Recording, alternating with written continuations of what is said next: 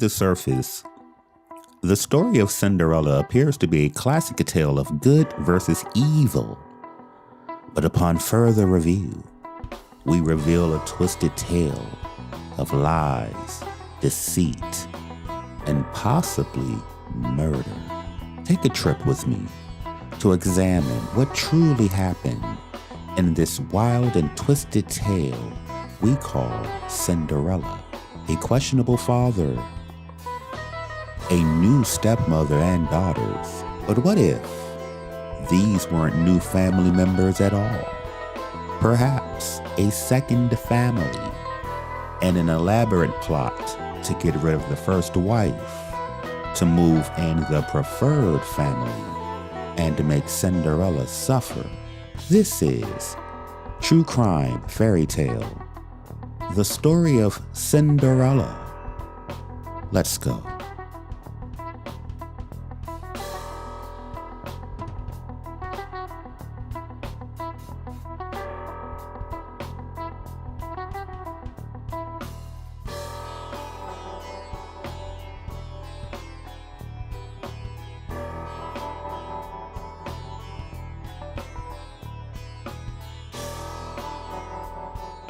The story of Cinderella begins with a very wealthy man and a very sick wife.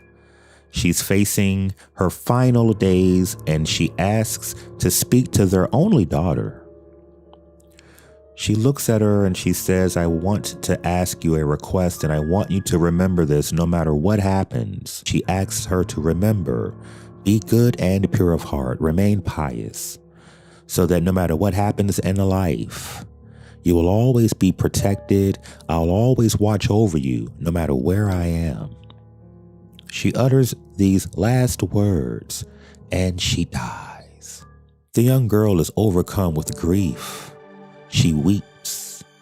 And as they lay her mother to rest, she finds it comforting to visit her mother's grave. Not too long after, her father takes a new wife. She has 2 daughters of her own. Beautiful girls, amazing smiles. But it's what lies beneath that is truly sinister. Evil hearts and petty natures. They turn and release their full vitriol on her, ordering her around, forcing her to clean up, essentially making her their personal maid. This abuse and harassment and mistreatment goes on day after day. The stepmother has nothing but contempt and disdain. During this time of belittlement, harassment, and mistreatment, she visits her mother's grave often, crying and speaking and lamenting the poor treatment of her father, stepmother, and stepsisters. She even reveals to her mother beyond the grave, "They call me Cinderella. I'm often covered in dirt. I'm often covered in soot. They've taken everything away, my worldly possessions, everything I hold dear." From the outside looking in, it would appear that Cinderella was all alone with not an ally in sight. But every time she would visit her mother's grave, every tear that was shed, the fact that that hazel branch grew into this beautiful tree.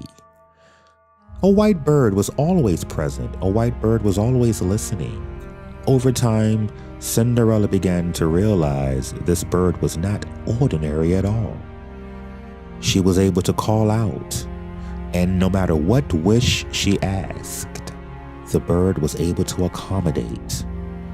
The echoes and memories from her mother's dying words resound clearly in her mind. Remain pious and good, and I will always take care of you. I will always look out for you. I'll always be there, even from the other side. It just so happens that the king of the land made a grand announcement that there would be a festival to last 3 days. Every beautiful, eligible maiden in the entire kingdom was to be invited. The prince seeks a wife. A succession to the throne itself is at stake. Obviously, the stepmother is ecstatic, elated. She believes this is an opportunity for her daughters to be courted. She believes it's a grand opportunity. One of her daughters could be courted by the prince and eventually become queen. Cinderella goes to her stepmother and cries and begs and pleads and says, "May I please attend?" All of her efforts were for naught. Her stepmother simply says, "No, you will not go, Cinderella." She says, "I'm taking my daughters. I have no plans for you to ever meet the prince. You shall serve us. It is my plan that you shall serve us until the day you die." Overcome with the reality that she would remain in servitude, she cries at her mother's grave and cries up to the tree, the bird, and anyone else listening, and cries out, "Please send down gold and silver to me." And magically, a gown and slippers and accessories appear. No one recognizes her when she arrives, not her stepmother, her stepsisters, no one. The prince is enamored. They dance the night away. Realizing that she must get back, Cinderella begins to leave. She dashes off into the night, and the prince is left wondering, was it a dream?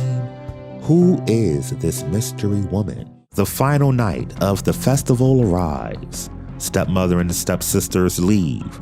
Cinderella again returns to her mother's grave. She calls out to the tree, "Please send down gold and silver to me." This time, a gown more magnificent than anything Cinderella had ever seen, and pure gold slippers appear. She heads off. The prince immediately spots her. The new dress and gold shoes make her more beautiful and more radiant than the eye could ever behold. She heads to the festival.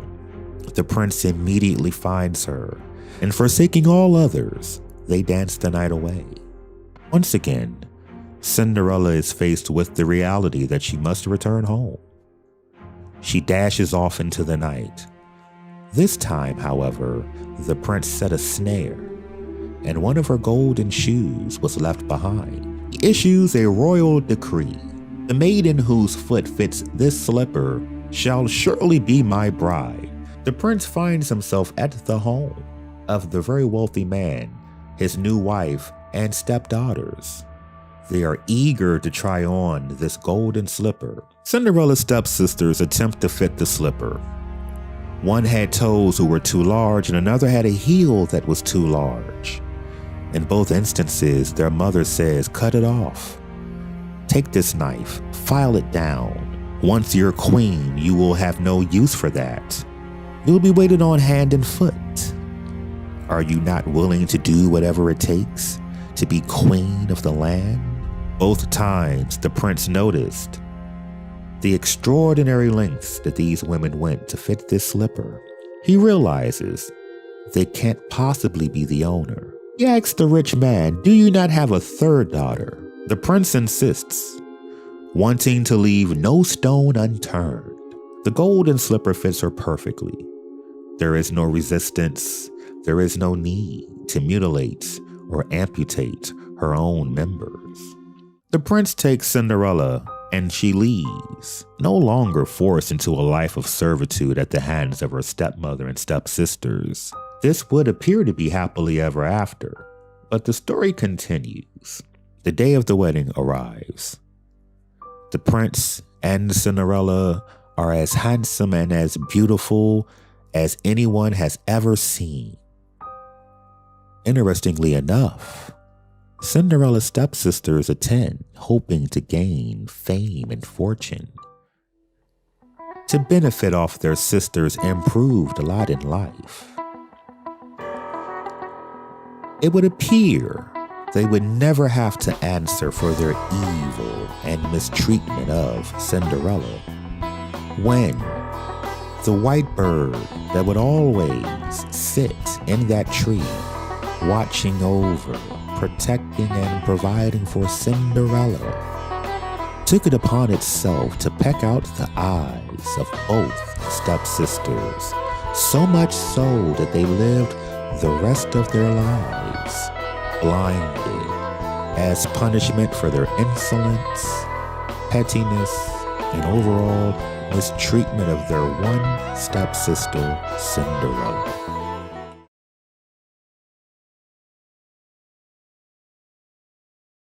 But let's break this story down very quickly because we have a lot of elements here at play. I believe the stepfather got his fortune from the dying wife. I find it odd that she would die and he would take a wife so soon, and especially having daughters around the same age as Cinderella, that he was a polygamist. He wasn't able to marry their mother at the time. These were his biological children, not Cinderella's stepsisters, as many are led to believe. There could have been an elaborate plot, perhaps to get, and with the realization that the only true heir to the fortune would be Cinderella, a sick and twisted plan to turn her into a servant was birthed. Cinderella proves that even with malicious intent and an elaborate plan to destroy, true love will always conquer all. Her dying mother realized the perilous task at hand and reminded her to remain loving, pious, and good. Cinderella reminds us that no matter how much the deck may be stacked against you, you will always have goodness and mercy on your side. This is True Crime Fairy Tales, the story of Cinderella. We shall convene next time.